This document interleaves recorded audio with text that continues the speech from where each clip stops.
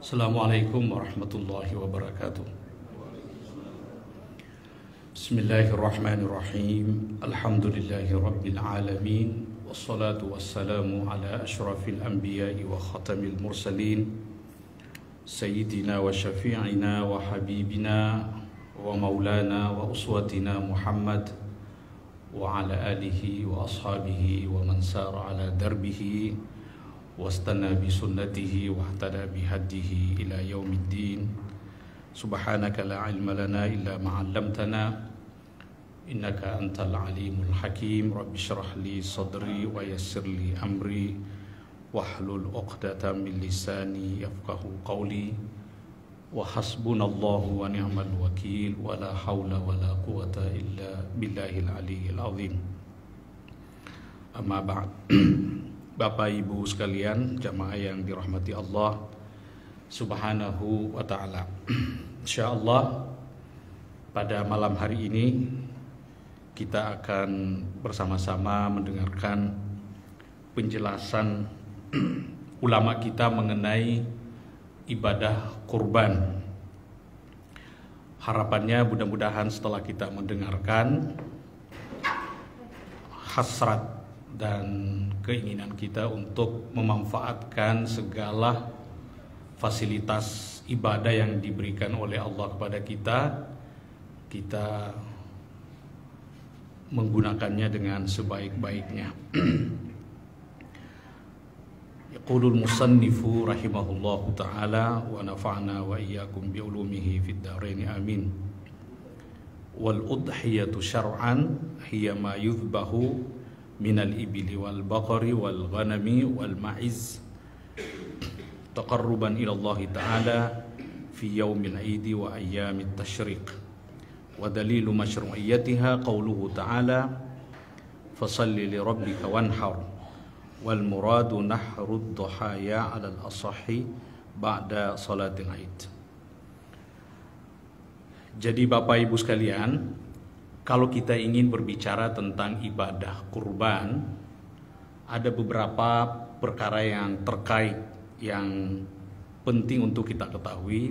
Pertama adalah definisinya, apa yang dimaksud dengan ibadah kurban, apa keutamaannya, kemudian apa hikmahnya, apa rahasianya, kemudian apa hukum-hukum agama yang terkait dengan ibadah kurban itu. Yang pertama dulu, kita ingin mengaitkan ibadah ini dengan teori hukum kita. Teori hukum kita yang lalu mengatakan bahwa hukum Islam itu ada dua jenis, ya. Pertama ada yang disebut dengan ta'abudi, ada yang disebut dengan mu'allal. Ta'abudi itu adalah suatu ibadah yang ikut format, tidak boleh diatur-atur oleh akal fikiran. Ya, itu namanya ta'abudi. Bahasa kerennya itu dogma. Dogma itu nggak bisa dijangkau oleh akal. Dulu saya kasih contoh itu seperti 4 rakaat. Kenapa bukan 5? Kenapa bukan 3? Ya, nah, begitu juga dalam zakat. Zakat itu juga ada dogma di situ. Akal tidak bisa jangkau. Seperti misalnya nisab. Nisab zakat itu artinya batas minimal harta yang dimiliki oleh seorang muslim baru bisa wajib mengeluarkan zakat. Berapa itu? Isyruna mithqal. Itu kalau dikonversi ke rupiah atau emas menjadi 85 gram. Kenapa bukan 10? Kenapa bukan 20? Nah itu. Jadi 85 itu formatnya begitu. Sudah dipatok, nggak bisa dijangkau oleh akal. Nah, kalau kita sudah mendapatkan 85 gram yang senilai berapa emas sekarang? Katakanlah 1 juta ya. Katakanlah 1 juta. Mungkin lebih atau kurang. Nah, kalau kita mengatakan 1 juta, berarti itu 85 juta. Kalau kita punya uang 85 juta, mulai hari ini kita miliki sampai berputar setahun, begitu sampai setahun nanti, maka harus mengeluarkan 2,5%. Nah, 2,5% ini disebut dengan ta'abudi. Tidak boleh ditambah, tidak boleh dikurangi. Jangan kita bilang bisa nggak 2, saja, 2,1, 2,2 nggak boleh, mesti 2,5. Karena agama itu baru disebut agama kalau dogma. Ya, tapi Islam kita ini, agama kita ini salah satu faktor yang membuatnya bisa berkembang karena di samping dogma itu ada yang disebut dengan mu'alla tadi, ada perkara banyak sekali yang bisa dikembangkan.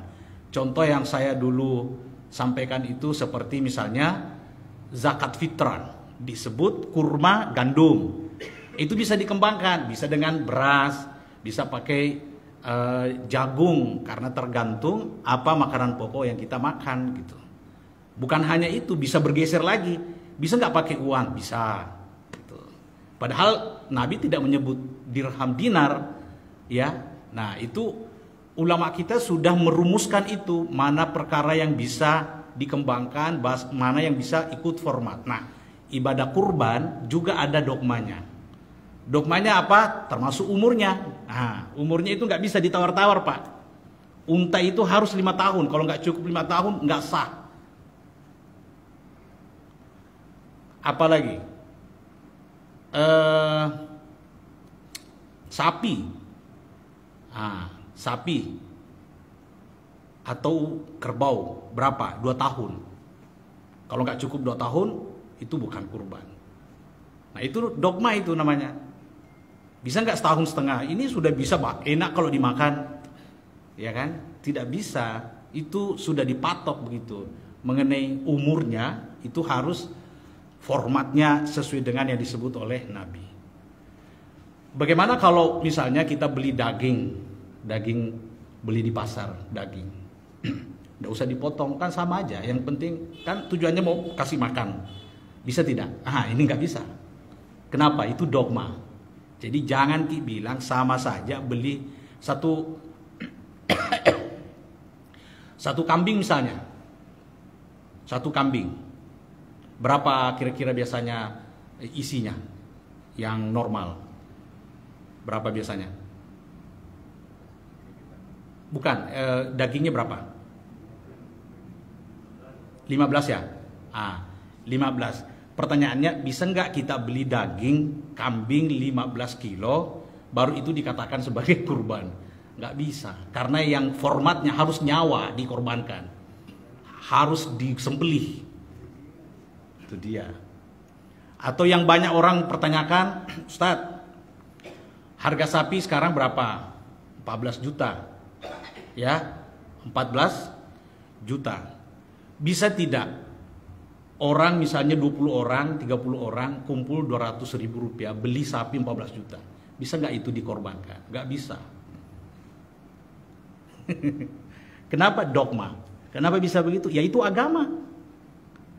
Agama itu keterikatan sesuatu yang ada beberapa tidak bisa dikembangkan. Ya, sama dengan kurban ini, bisa tidak kita mengorbankan misalnya 100 ekor ayam? Gak bisa.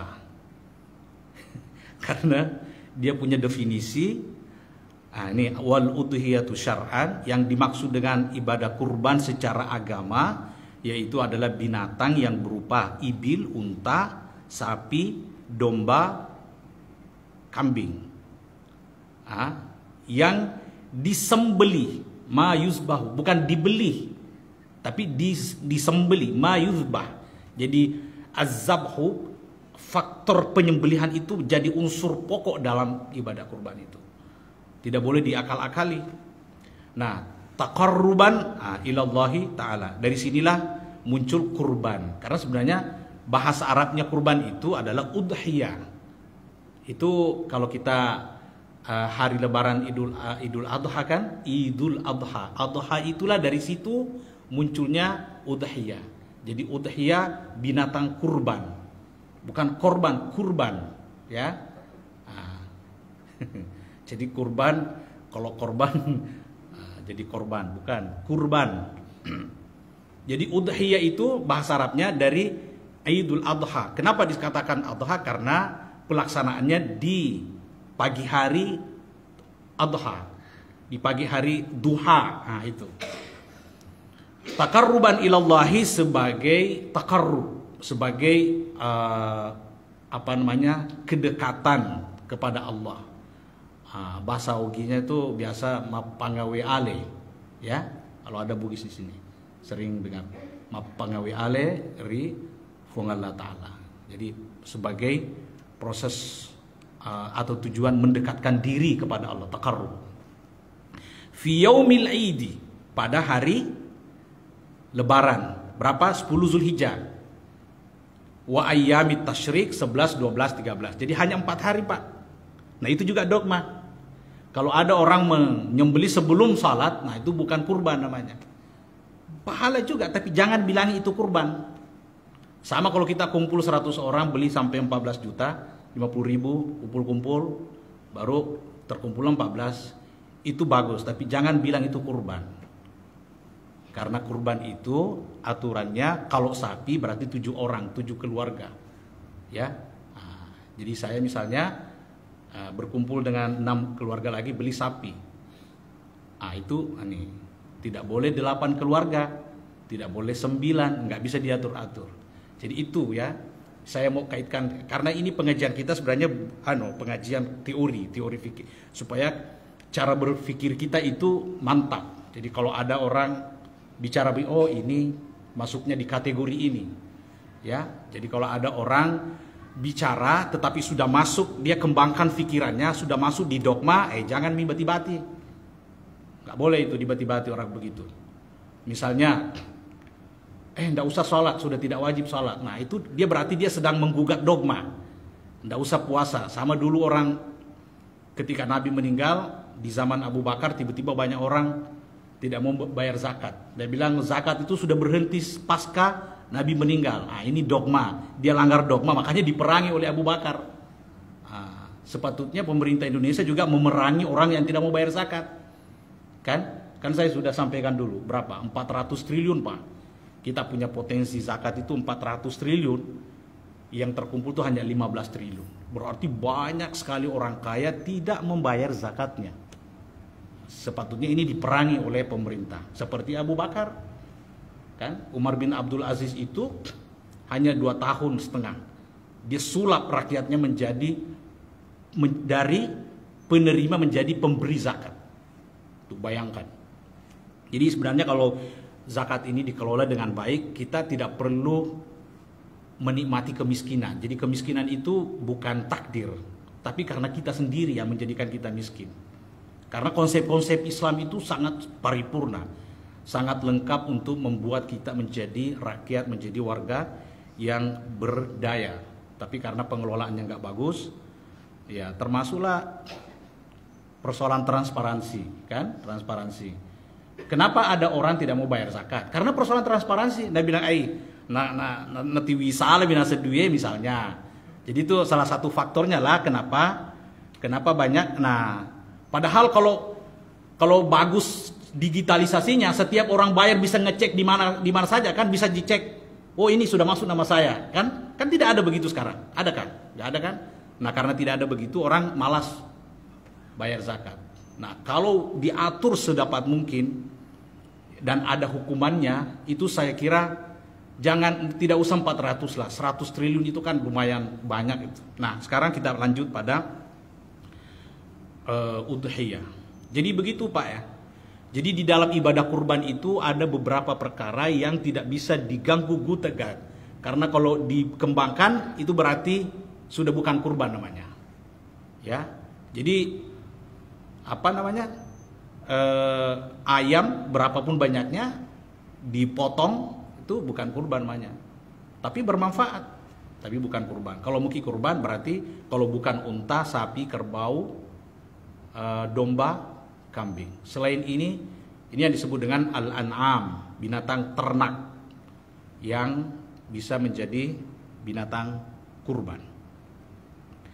Nah, jadi 4 hari saja ini. Kalau hari ke-14 sudah bukan kurban. Ya, bersedekahlah namanya. Kita bersedekah, nyembelih, karena di dalam Islam itu menyembelih itu termasuk ibadah yang mulia, sangat mulia.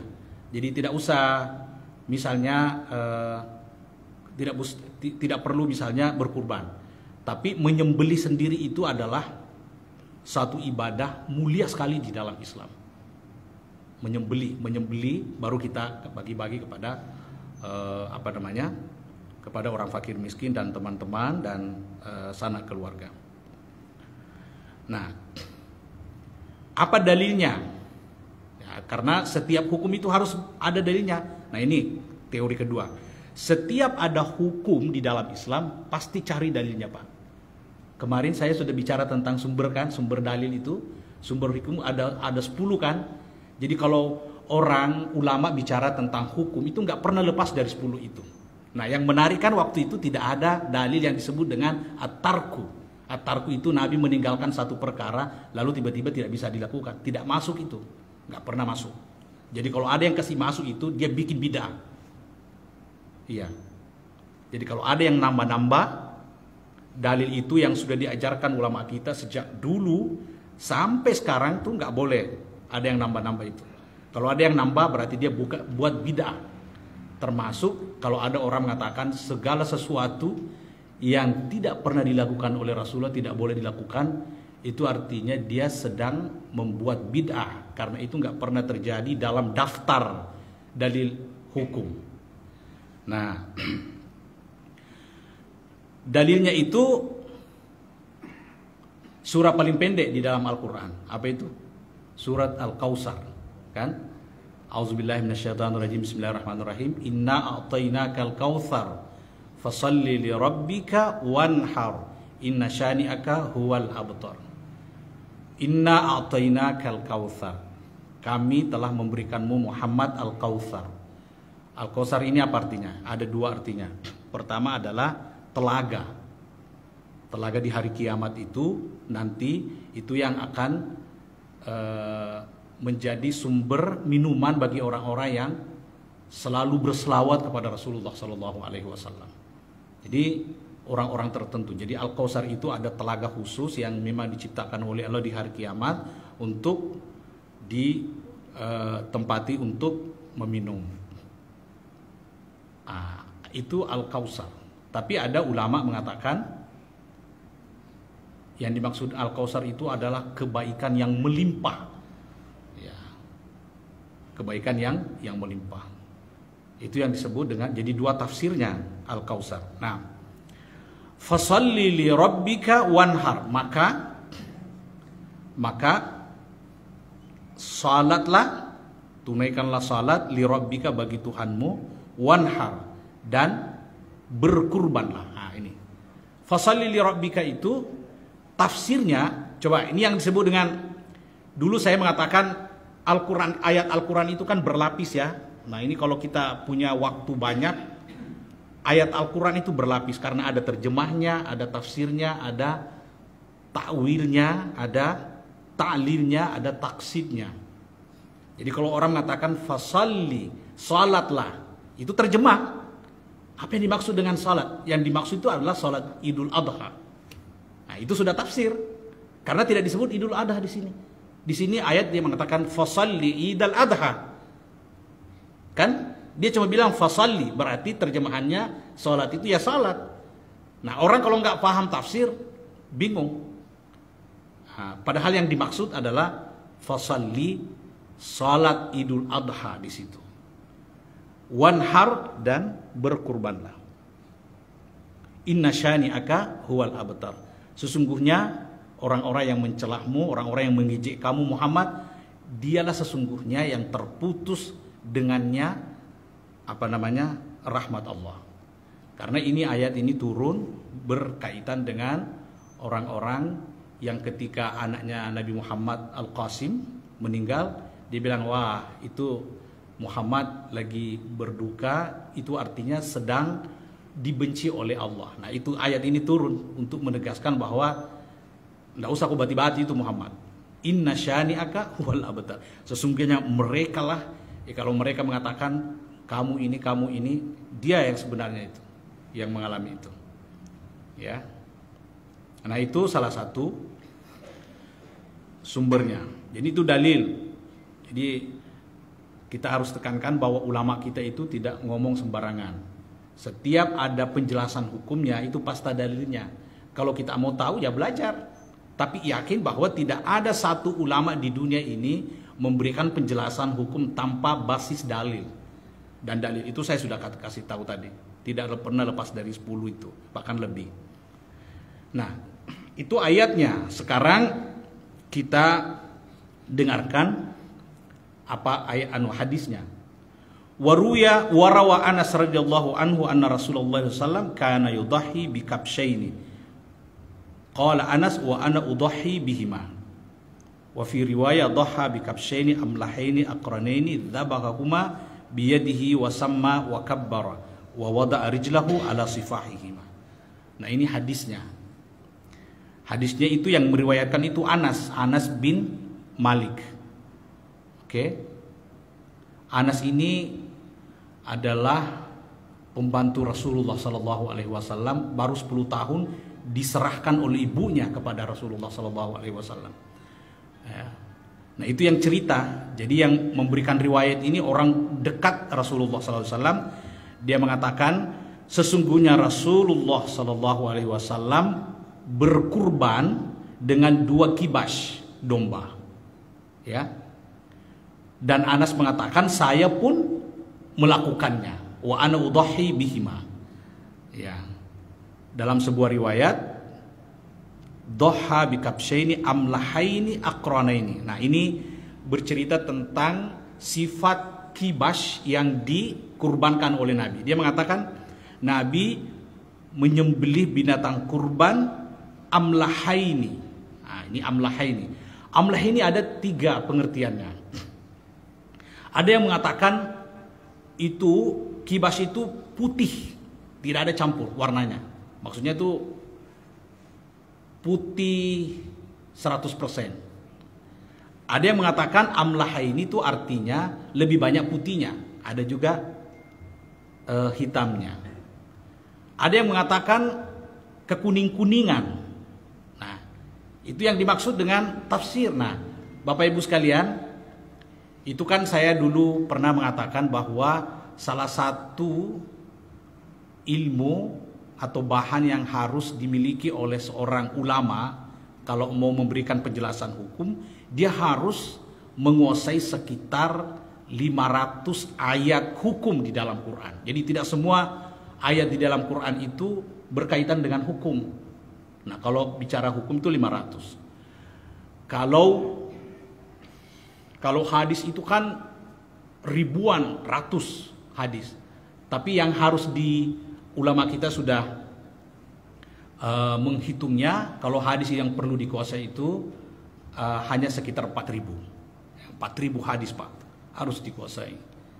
Sekitar itulah dengan berbagai perbedaan pandangan di situ. Tapi tidak semuanya. Yang jelas hadis-hadis Nabi itu tidak semuanya berbicara tentang hukum. Begitu juga ayat Quran tidak semuanya. Makanya nanti ayat-ayat hukum itu ada yang disebut dengan tafsir ayat hukum. Nah, ada tafsirnya. Jadi ulama kita mengumpulkan ayat-ayat hukum kemudian ditafsirkan. Nah, begitu juga hadis-hadis hukum itu ada namanya tafsir ahadis ahkam. Nah, jadi termasuk di sini kalau kita hanya baca hadisnya, tidak baca tafsirnya, tafsir hadisnya, ya, atau syarahan hadisnya. Kalau namanya syarah, ya, syuruhul ahadis. Kalau penjelasan ayat itu namanya tafsir, tapi kalau hadis namanya syarahan, syuruh, ya. Nah, ini ternyata amlahaini itu di situ ada 3 penjelasan. Ada yang mengatakan amlahaini itu kibas yang dipotong oleh Nabi itu berwarna putih, ya. Tidak ada campurannya. Ada yang mengatakan lebih banyak putihnya, ada sedikit campuran warnanya. Ada yang mengatakan tidak, itu nah, yang mana yang benar? Ya, semuanya benar. Kan masalahnya Nabi tidak hanya 1 kali kurban. Nah, itu juga yang menjelaskan mana sih yang benar, misalnya Nabi kunut atau tidak kunut. Nah, itu. Nah, dia untuk selamatnya dia bilang dua-duanya benar. Nabi pernah kunut, Nabi tidak pernah kunut. Daripada kita menyalahkan orang, lebih baik ambil yang safe. gitu. Supaya kita aman-aman saja. Nah itu. Karena semuanya dalilnya, kalau mau debat tidak ada habisnya. Kan kita sudah menjelaskan panduan ulama kita itu mengatakan begini, la yungkaru al-mukhtalafu fihi wa innama yungkaru al-mujma'u alaih. Itu luar biasa panduan ulama kita untuk menciptakan persaudaraan antara muslim, tidak saling mencela, tidak saling menghujat. Kata ulama kita, jangan sama sekali menyalahkan, mengingkari orang ketika melakukan satu perbuatan yang masih diperdebatkan, ya kan? Nah, wa innama yungkaru al-mujma'u alaih. Tetapi yang perlu disalahkan itu adalah ketika orang melakukan kemungkaran, ya kan? Kalau ada orang tidak salat, nahi mungkar berlaku. Tidak salat, ada orang berzina, perlu itu amar ma'ruf, karena karakter muslim itu amar ma'ruf nahi mungkar. Kalau ada komunitas muslim yang sudah cuek dengan amar ma'ruf nahi mungkar, itu pertanda awal bahwa musibah akan datang. Jadi kalau ada musibah misalnya paceklik, kita banyak, itu boleh jadi kalau berdasarkan hadis itu boleh jadi itu karena persoalan kita sudah cuek dengan amar ma'ruf nahi mungkar. Yang penting kita yang melakukannya. Sudah, kamu mau melakukan itu enggak boleh. Seorang muslim karakternya itu, kalau ada laki-laki yang masuk di rumah seorang gadis yang ketahuan bukan suaminya, harus keberatan, Pak. Karena itu bukan ikhtilaf, itu mujma' alaih, itu kemungkaran itu, ya. Jadi kalau ada orang punya anak gadis, semua orang tahu anak gadis itu bukan suaminya yang masuk, pergi tanya, itu siapa? Itu baru namanya komunitas muslim. Dari mana sumbernya? Itu wal asri innal insana lafi khusrin illa alladziina amanu wa amilus solihati wa tawasau bil haqqi wa tawasau bis sabri. Jadi dalam ayat itu ada 4 karakter muslim itu. Pertama beriman, yang kedua beramal saleh, yang ketiga saling mewasiatkan kepada kebenaran dan saling mewasiatkan untuk bersabar. Ini kalau sudah dilakukan, itu baru komunitas muslim. Kalau ada sudah orang cuek, wah itu dia minum bir nggak usah tidak usah diperhatikan, nggak apa-apa diabaikan.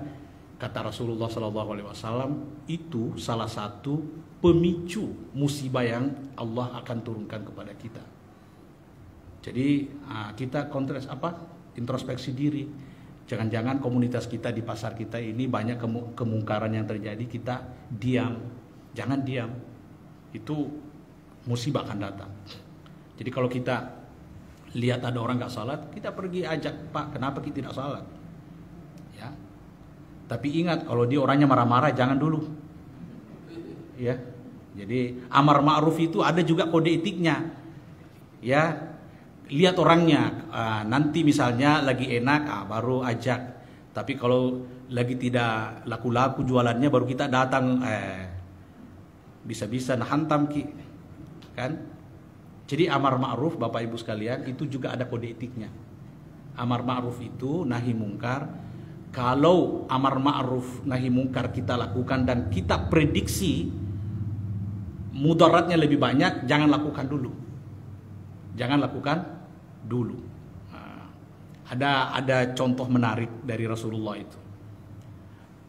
Intinya kisah ini bahwa tidak semua kebenaran mesti disampaikan.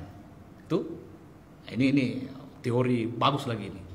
Kalau tolong dicatat dengan tinta emas. Jadi tidak semua kebenaran mesti disampaikan. Nah, contohnya, jadi Rasulullah itu pernah berceramah di depan dua sahabatnya. Saya lupa lagi. Ada yang mengatakan Muaz, ada yang mengatakan Ibnu Umar, atau yang lain-lain. Dia bilang begini Rasulullah, man qala fi akhiri hayatihi la ilaha illallah dakhalal jannah. Siapa yang mengucapkan di akhir hayatnya la ilaha illallah pasti masuk surga. Orang itu ketika dengar itu gembira sekali. Gembira sekali orang itu. Wah, dia bilang ini berita gembira dari Rasulullah. Siapa yang mengatakan di akhir hayatnya la ilaha illallah pasti masuk surga. Maka walhasil orang itu pergi, ketemulah Umar di tengah jalan. Umar itu nanya, kamu lagi dari mana? Dari sisi Rasulullah SAW. Apa berita gembira? Oh, dia kasih tahu. Rasul itu sampaikan kepada kita berita gembira. Apa itu? Dia bilang, Rasul baru saja tadi bilang, siapa yang mengatakan di akhir hayatnya la ilaha illallah, maka dia akan masuk surga. Kata Umar, benar kok. Rasul bilang begitu. Bilang iya. Masa iya? Bilang iya. Ah, nggak percaya. Kalau nggak percaya, ayo kita sama-sama menghadap Rasulullah. Walhasil Umar bersama dua orang itu menghadap ke Rasulullah, tujuannya untuk cross check berita itu. Benar nggak sih Rasul mengatakan, siapa yang mengatakan di akhir hayatnya la ilaha illallah masuk surga? Ayo kita ke Rasulullah. Sesampainya di baginda Rasulullah, Rasul menyapa Umar, Umar apa kabar? Alhamdulillah dan sebagainya. Terus apa gerangan Umar? Dia bilang ini, dia tunjuk itu dua orang dua ini, dia bilang katanya dari Rasul. Apa itu Umar? Katanya baginda bilang siapa yang mengatakan di akhir hayatnya la ilaha illallah maka dia akan masuk surga. Terus kenapa Umar memang? Dia bilang, yang saya mau tahu benarkah Rasulullah bilang itu? Kata Rasul, iya emang benar saya lakukan, saya katakan. Ya, kata Umar apa? Ya Rasul, mohon itu ditunda dulu, jangan disebarkan. Kenapa Umar? Dia bilang kalau ini disebarkan, ini akan menjadikan umat Islam menjadi fatalis. Tahu fatalis? Bertawakal berlebihan. Tidak mau bekerja. Dia bilang apa? Nanti di akhir hayat mau bilang itu la ilaha illallah. Bayangkan. Apa yang terjadi? Rasul menerima usulan Umar untuk dipending hadis itu. Bayangkan. Jadi Umar itu begitu cerdasnya, cerdiknya, dia sensitif, ya, dan paham itu. Dia bilang ini kalau disebarkan ini berbahaya bagi umat Islam karena boleh jadi salah paham. Nah, yang menarik Nabi menyetujui itu, menyetujui berita itu jangan disebarkan dulu. Nanti kuat imannya, kuat pemahamannya umat Islam baru itu disebarkan. Nah, dari sinilah ulama kita buat teori tadi yang saya minta itu ditulis dengan tinta emas. Tidak semua kebenaran harus disampaikan. Lihat situasinya. Ya. Kalau yang minum bir itu polisi, punya pistol, jangan kasih dulu. Siapa tahu nak tembak ki. Misalnya Pak, ya. Jadi itu salah satu banyak sebenarnya dawabitul amri bil ma'ruf, kode etik ya, panduan-panduan beramar ma'ruf nahi mungkar. Jadi kita harus lihat situasinya.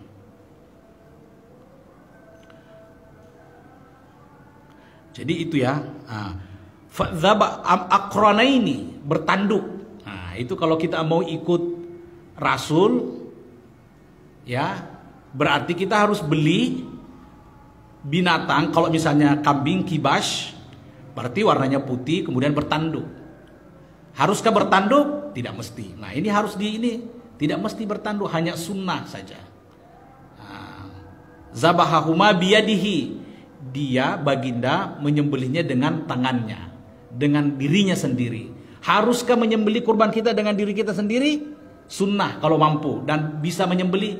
Jangan sampai dia bilang itu hadisnya disampaikan oleh ustaz, katanya Rasul ini, saya mau juga, akhirnya dia ditendang sama sapinya karena tidak tahu sosok namanya sota. Banyak itu kan sota kan agak paham. Hanya karena mendengar hadis ini, apa yang dia dengar? Nabi menyembelih sendiri binatang kurbannya, ya, kemudian bertanduk, ya, kemudian amlahaini. Nah, wasamma wa kabbara. Nah, ini menyebut nama Allah dan bertakbir.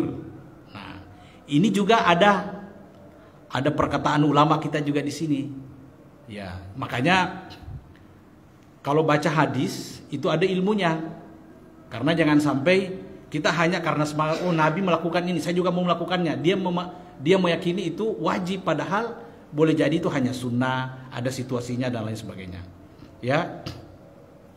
Wa wada'a rijlahu ala sifahihima, Nabi meletakkan kakinya pada wajahnya binatang itu. Ini artinya menceritakan tentang Nabi sendiri yang menyembelih. Nah, itu memang sunnah. Jadi kalau Bapak Ibu sekalian, nah perempuan juga bisa itu, ya. Dalam hukum Islam kita, perempuan bisa menyembelih binatang kurban kalau dia bisa, dia punya kepakaran menyembelih.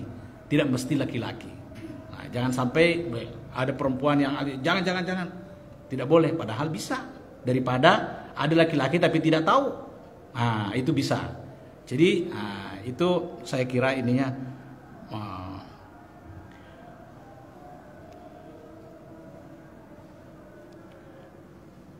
Kita sambung sedikit ya.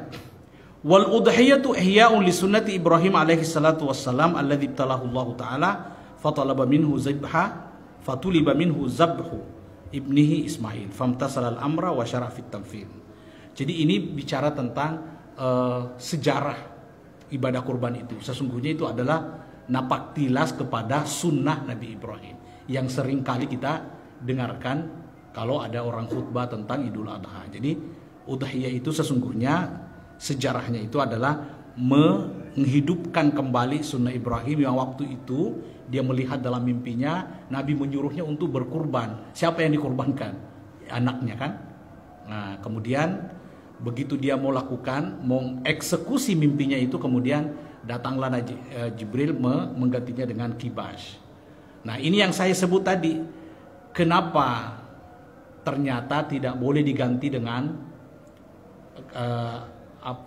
tidak boleh diganti dengan daging meskipun banyak, karena sesungguhnya dalam Islam itu, ini penting, ini poinnya penting. Dalam Islam itu salah satu hikmahnya kenapa harus menyembelih itu untuk sebagai simbol bahwa sesungguhnya pengorbanan yang paling tinggi adalah mengorbankan nyawa. Ya. Coba saya tanya, kira-kira menurut kita apa yang paling berharga kita miliki? Nyawa kan? Nyawa. Pokoknya seandainya ada raja, dia pasti akan memberikan kerajaannya demi untuk mempertahankan nyawanya. Coba kalau ada raja atau presiden lah, cekik lehernya. Dia bilang, gimana? Kamu mau kasih saya kerajaanmu, pemerintahmu? Tidak. Cekik, kalau tidak kamu mati. Pasti nak kasih nyawa. Yang paling berharga bagi seorang, bukan hanya seorang muslim, seorang manusia itu nyawa. Nah ini, jadi itu ingin menggambarkan bahwa sesungguhnya pertama, perkara barang yang paling berharga bagi manusia itu adalah nyawanya. Nah, itulah yang sesungguhnya ingin ditanamkan. Tetapi kemudian karena manusia ini adalah makhluk mulia, maka datanglah kemudian Jibril menggantinya dengan kibas. Nah, kibas itu sebagai simbol itu. Itulah sesungguhnya yang dimaksud tadi waktu pertama kali, bahwa meskipun bukan kurban, tapi kalau kita mau menyembelih, menyembelihlah. Menyembelih binatang karena itu adalah ibadah paling mulia di dalam Islam. Meskipun bukan kurban, tapi menyembelih binatang untuk kegunaan kepentingan untuk memberikan fakir miskin, itu jauh lebih mulia di dalam Islam. Saya kira sampai di sini kita belum bicara tentang hikmah dan rahasia-rahasianya itu, keutamaannya. Nanti di minggu depan kalau kita masih punya panjang umur, karena masih banyak sekali penjelasannya. Saya tadi itu buka 4 buku. Satu Subulus Salam, yang kedua Bulughul Maram, yang kedua itu Al-Mu'tamad fil Fiqh Syafi'i, kemudian Al-Udhiyah, siapa tahu saya lupa pengarangnya itu. Ini baru 2 paragraf kita baca sudah habis. Ya, jadi Bapak Ibu sekalian, banyak sekali rahasia-rahasia di sini yang perlu kita ketahui. Mudah-mudahan kita diberikan panjang umur dan kita bisa ketemu lagi untuk melanjutkan mendengarkan bersama penjelasan lanjutan ulama kita. Mari kita sama-sama berdoa, mudah-mudahan majelis ilmu ini diberkati dan diridhai Allah Subhanahu wa taala. A'udzubillahi minasyaitonirrajim. Bismillahirrahmanirrahim. Allahumma ja'al jam'ana hadza jam'an mubarakan marhuma wa tafarruqana ba'dahu tafarruqan ma'suma wa la taj'al fina wala ma'na wala minna syaqiyan wala mahruma. Allahumma inna nas'aluka wa natawajjahu ilaika bi nabiyyikal amin wal anbiya'i wal awliya'i was salihin an tuyassira lana umurana wa tusahhila lana ahwalana wa tufarrija anna kurabana wa taqdiya lana hajatina wa tukhrijana min jami'il ma'aziki ahsana mukhraj wa tusallimana min al-afati wal masaibi wal fitani wal bala'i wal waba'i wal amradi wal asqam bi rahmatika wa fadlika ya arhamar rahimin. Rabbana atina fid dunya hasanah wa fil akhirati hasanah wa qina adzaban nar. Wa sallallahu ala sayyidina Muhammad wa ala alihi wa sahbihi wa sallam walhamdulillahi rabbil alamin. Taqabbalallahu minna wa minkum. Assalamualaikum warahmatullahi wabarakatuh.